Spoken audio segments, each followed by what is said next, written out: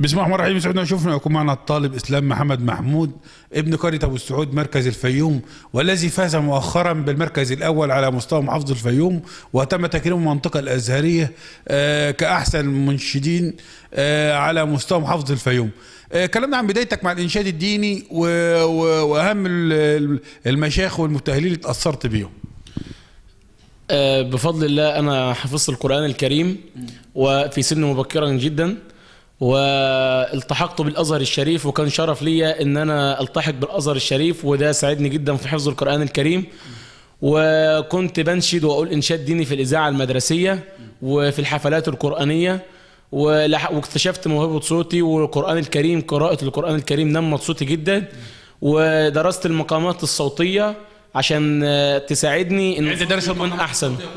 دارس 8 مقامات الصوتيه عشان تساعدني ان صوتي يكون احسن وادي الاداء اللي انا عايزه. المشايخ اثرت فيك بقى هنا؟ طبعا من افضل المشايخ اللي انا بحب اسمعهم جدا فضيله الامام فضيله الشيخ المبتهل الشيخ ناصر الدين طوبار، وفضيله الشيخ محمد محمود الطبلاوي، طبعا من افضل اعلام القران.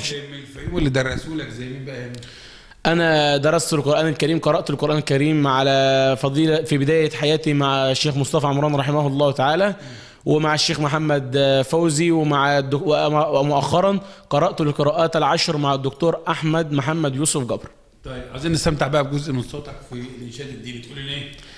يا بائعا في أرض طيبة عنبار، الله الله بجواري أحمد لا تبيع العنبار، إن الصلاة على النبي وآله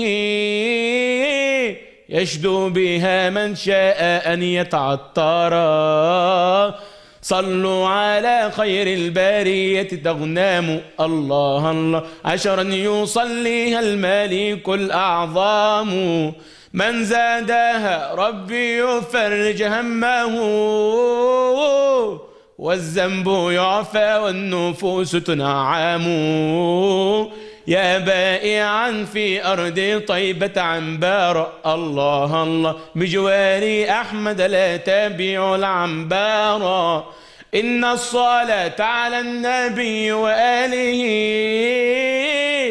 يشدو بها من شاء أن يتعطر، يا رحمة عم الجميع سناؤها، الله الله وبيوم مولدك الوجود قد انتشى، يا من آذلت عن القلوب حجابها،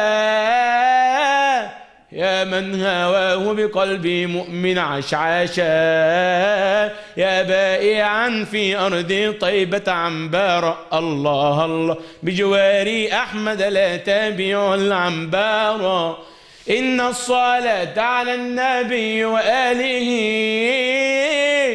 يشدو بها من شاء أن يتعطر. الله ينور عليك. طموحاتك بقى في المستقبل؟ إن شاء الله بإذن الله ربنا يوفقني وأحقق حلمي طبعا وأخش كلية هندسة، وطبعا أتمنى أن أنا أتفوق في الإنشاد الديني ويكون مجال لي يعني شرف لي أن أنا أمدح الرسول صلى الله عليه وسلم. إن شاء الله.